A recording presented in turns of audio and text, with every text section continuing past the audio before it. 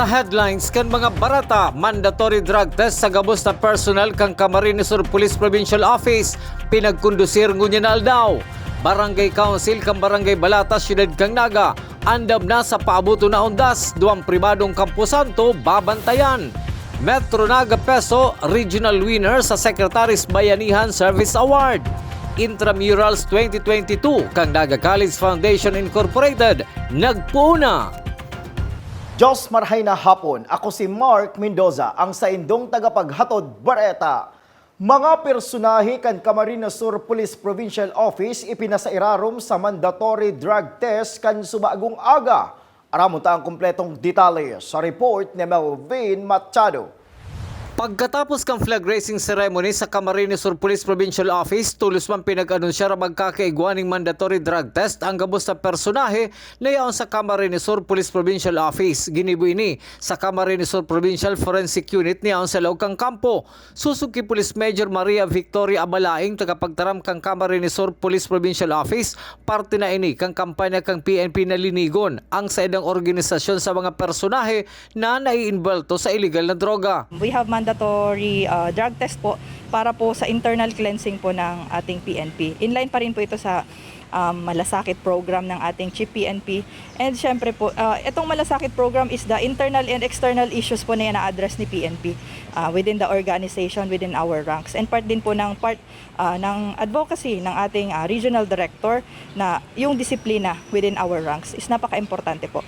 How can we serve our community if within ourselves, paano tayo kung sa atin mismo is merong gumagawa ng katiwalian. Kaso administratibo asin kaso kriminal ang naghahalat sa sisayman na personahe kang Camarines Sur Police Provincial Office na mapositibo sa paggamit in illegal na droga. Sa mga nakaaging drug test may nagpupositibo man subot alagad hali sa mga municipal police station. Administrative sanction po and then criminal case ang maipafile sa kanya.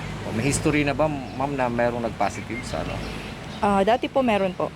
Pero sa municipal level po. Mientras tanto, gigibuhon man ang kaparehong mandatory drug test sa mga municipal police station. Para sa GNN TV 48 Naga, Melvin Machado, Newsbreak. Mientras tanto, haros urual daw igwang drug buy-bust operation ang manlain-lain na municipal police station sa Camarines Sur kung saan arestado ang mga suspek na imbwelto sa pagpabakal o paggamit ng illegal na droga. Susog kay Police Major Maria Victoria abalang tagapagtaram kan Camarines Sur Police Provincial Office. Padagos ang kampanya kan Lambang Municipal Police Station laban sa illegal na droga para masiguro ang pasi-orden kan sarong banwaan. Yes po, continuous pa rin po kasi yung conduct natin ng mga operations and itong mga illegal drugs operations natin every stations. Part po ito ng ating maintenance of peace and order sa ating mga community. Sa iba pang bareta, Barangay Council kan Barangay Balata Syudad ng Naga andam na sa pagtaonin seguridad sa mga madalaw sa duwang pribadong Camposanto sa saindang barangay. Detalye sa report ni Jerome Breeze. Preparado na ang Barangay Council kan Barangay Balata sa Syudad ng Naga para sa pagbantay sa duwang pribadong Camposanto para sa papaabuto na undas. Sigon kikagawa da Casimero Morales sa Ponpet sa 31 kan Oktubre, mas magiging higutaan sa idang pagbantay sa duwang Camposanto. Saro sa babantayan kan sa idang katanudan anday makalaog ang mga patarom asin arak sa mismong Camposanto. Ang dito sa preparation, basta 31 and 1, yaon po dyan ang purpose kang sa tuyang mga pag-iriba, 10 sa Eternal, 10 sa Santo Niño. Then ano yan, reshuffle sinda, again banggi, yan ang ano ka, alakawan. Tapos duman sa likod ng Eternal Garden, bubukasan pala nito, exit lang to kang mga sasakyan. Then si mga tao nga ganito ma'am, pwede na duman maglaog. Malag man kita duman ng tao. Saka coordination naman sa mga PNP, dalutanib ko naman lang kami duman. Bigaan naman man na posibleng dakulan magruso ng mga residente sa duwang Camposanto. Kumparar ka na kaaging mga tao na strikto pa ang pagtiripon-tipon tuyong minaabot anundas. Para sa GNN TV 48 Naga, Jerome Breeze, Newsbreak. Mientras tanto, sa Bicol Central Station, inaabangan kan Pilinat Vindor na si Mili Casili ang pag-arabutan kan mga pasaherong mabalik sa Metro Manila sa Nobyembre 2 na iyuman ang pagkakataon na dakol nagbabakal ning pasalubong arog kan sa iyang tinda na Pilinat. Sa ngunyan, dikit pa lang sumuot ang pasahero sa Bicol Central Station.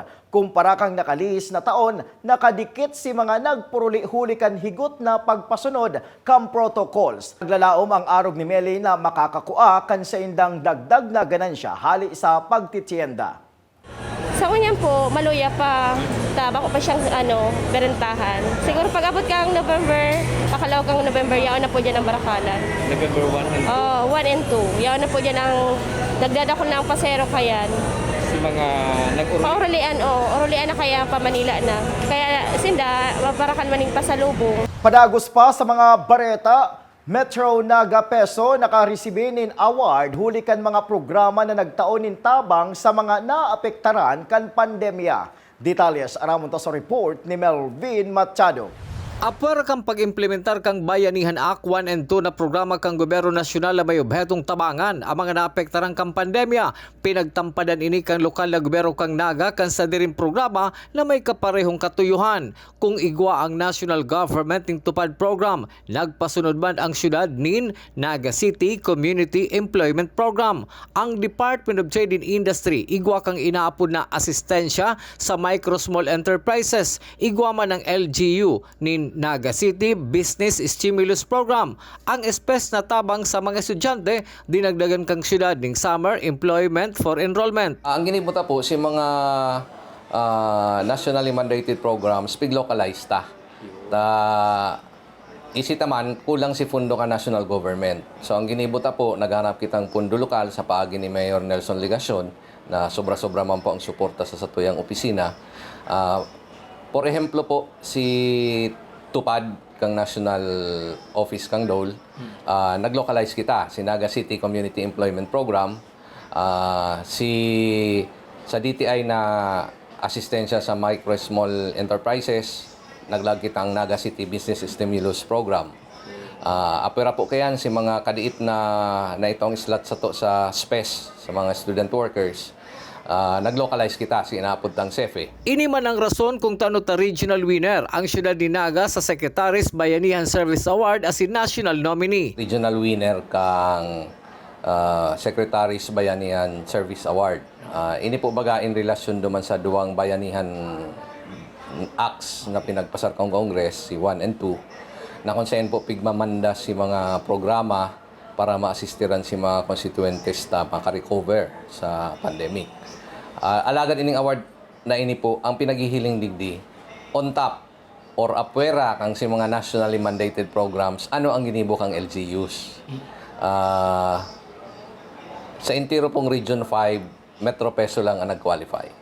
So, dineclare na kitang regional winner and nominated po kita sa national awards. Mientras tanto sa Tahoe, kang mga pagrekonusir na nare-resibi kang lokal na gobyerno kang Naga, mas lataw man subot ang pagmaigot na maipadagos ang tultol na serbisyo sa mga Nagenyo. Para sa GNN TV 48 Naga, Melvin Machado, Newsbreak. Sa iba pang bareta, natapos na ang pirirmahan kang Sisterhood Agreement kan syudad ning Naga asin kan syudad ning Calamba na pinanginutan mismo ni da Alcalde Nelson Ligacion asin ni Calamba City Mayor Ros Rizal. Kaibaan man ni Mayor Ligacion ang bilog na miyembros kan sangguniang panglungsod kang Naga sa pamayoman ni Vice Mayor Nene De Asis. Nagkaigwaman nin joint session ang sangguniang panglungsod kang Naga asin Calamba bilang parte kan programa sa ginibong Sisterhood Agreement duman sa Calamba City. Sa pagbabalik kan Newsbreak, tulong banwaan sa Camarines Sur may halangkaw na bilang nin kasong rape. Yan asin iba pang mga bareta sa pagbuelta kang GNN TV 48 Naga Newsbreak.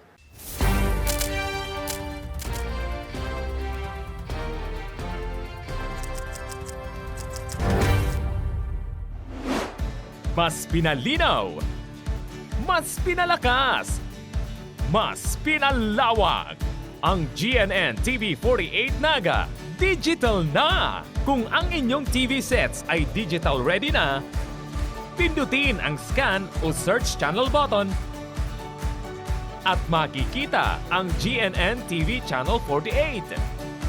Maaaring gumamit ng indoor o outdoor antenna para sa mas klarong panonood. Ganito rin ang gagawin kung kayo ay gumagamit ng digital box. Sa mga susunod na araw, asahan ang mga programang malapit sa puso ng mga Bicolano. Sa oras ng sakuna, isa sa mga kailangan natin sa ating tahanan ay isang go bag. Ang isang go bag ay naglalaman ng tubig,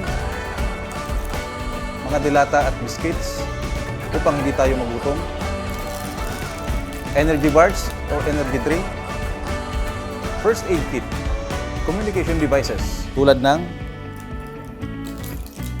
flashlights at batteries, whistles o pito, portable radio at extra cellphone. Mas mabuti kung meron tayong prepaid load guard. Tools tulad ng Swiss knife at gunting. Maaari din tayo magdagdag ng lubid. At huwag natin kakalimutan ang hygiene kit na naglalaman ng sabon, tissue, toothpaste, toothbrush at face mask. Sa lahat ng oras, laging bukas, nakahanda ang aming tanggapan. Tandaan, ang Bicolanong alerto, pirming protektado. Naghahanap ka ba ng one-day printing? Look for AET Ads. We offer tarpaulin printing, billboards, panflex, laser cutting, and stainless for quality signages and many more. Your signage is the face of your business. Kaya ano pang hinihintay mo? I-level up mo na ang signages at billboard mo. Matatagpuan sa Pabidon 4, Door 5, Panganiban Drive, Naga City, in front of Boy Scout and Girl Scout of the Philippines. Sa Central Branch, located at Barangay Dinaga, Naga City, Salbay, Barangay Sagpon, Daraga Albay. For inquiries, you may call or text at 205-5322 or 0998-952-7485 and look for Mr. Willis Soliman. AET Ads ka na, your one-day quality printing.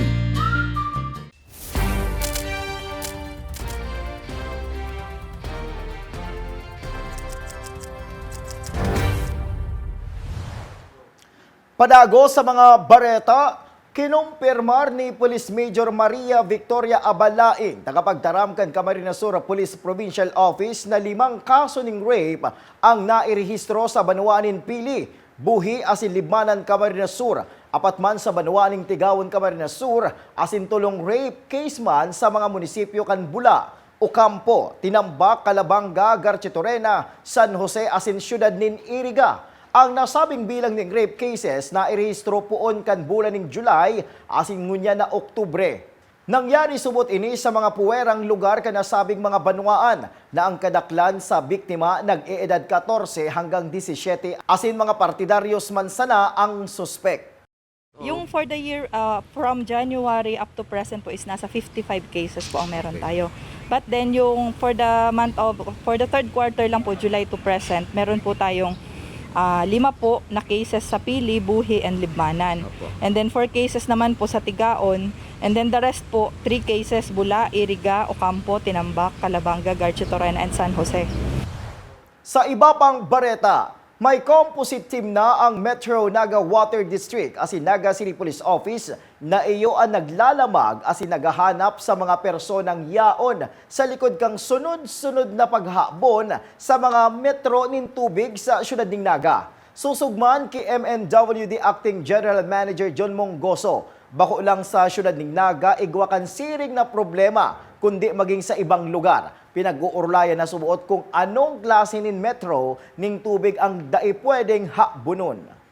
Nagbilog na po ng composite team si PNP and Metro Naga Water District. Kung baga nag-joint operations kami mo niyan para po mapundo ini. Ang totoo po kanina ko man lang sa Naga, hali ako sa convention kang mga water districts, iyo man ang mga reklamo ninda. Constant ang problem kang paghahabon kang mga metros.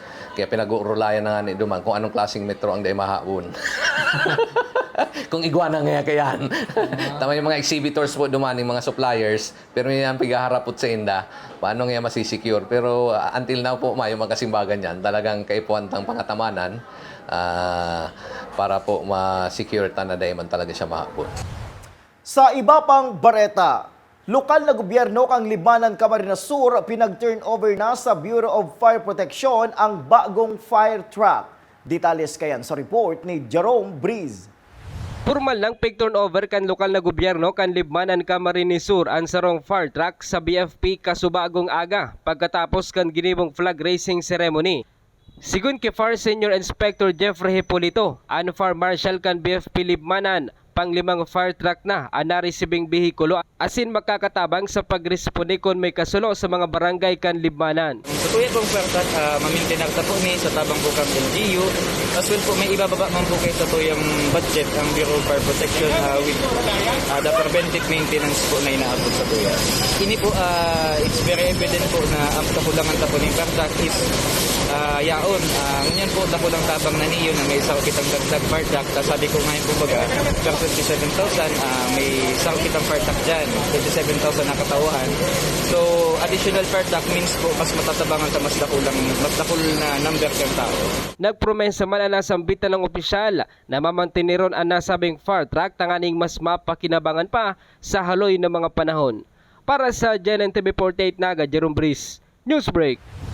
Sa iba pang bareta, 38 wheelchair na ang naitao kan opisina kan person with disability kan Banwanin Pasakaw, Camarines Sur ngunya na taon. Susog kay Albert Castillo, pamayo kan PWD office kan Pasakaw, Camarines Sur, apwera sa wheelchair may iba pa sindang naitaong tabang sa mga PWD sa saindang Banwaan. Di po sa Banwaan ng Pasakaw, nakatao na kami ngunya lang na taon ng 38 wheelchair, pero kasi pang mga nakagit ibang taon may mga